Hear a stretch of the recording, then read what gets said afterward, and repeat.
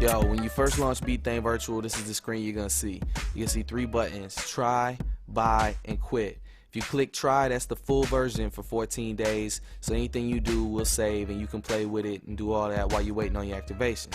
Now to activate, you're just gonna go over here and you're gonna click the buy button. Okay, so you just click the buy button. Then you want to fill out your information, like put your name down, you know, your address, all that kind of good stuff, city, state, zip code, phone number. But really, mostly what we need is your name and your email address. Then click next, and you're gonna have 2 more buttons up there: save license requests and read license requests. Save license requests is what you're trying to do, so you want to click that. All right, and it's gonna ask you where you want to put it.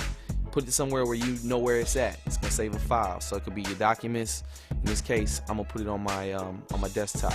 So just click desktop, and after I click desktop, I hit save. I'm gonna save that file, and you gotta make sure that don't click next. Make sure you click cancel after you do that. Click cancel, and then you're gonna pull up your email. After you pull up your email, you're gonna attach that file to your email and email it to virtual@beatmaking.com.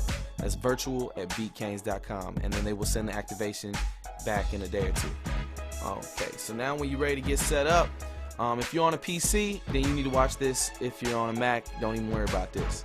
But if you're on a PC, you want to get a better audio driver, because the drivers that most computer PCs come with aren't very good. So this is a better one. It's called ASIO for All. So just go to ASIO4all.com, and that's also in the instructions that was sent to you.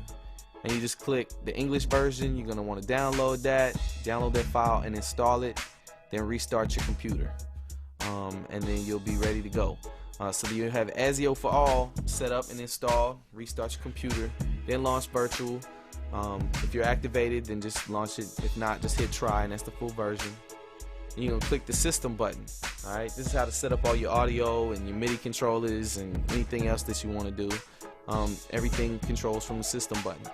So here, I'm going to run through it right quick so you can see everything that's in here. You got your input that you can select. That's like if your microphone input, or your input on your audio interface, or Soundflower if you're trying to sample YouTube, whatever. Wherever you want your input to come in for your sampler or your line through, this is where you're going to select it. This is also how you set your input if you're trying to sample YouTube, but you got to go get Soundflower. We'll talk about that later. Okay, so now this is my audio output on the second one, and this is like, so you want to set this one to built-in audio output on a Mac, or your audio interface, or you know, ASIO for All as well. If you know, if you just downloaded that and you're on a PC, you want to set audio output to ASIO for All, unless you've got an audio interface.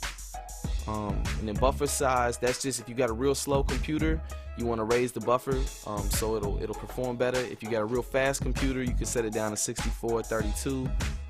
In this case, I'm just gonna leave it at 128.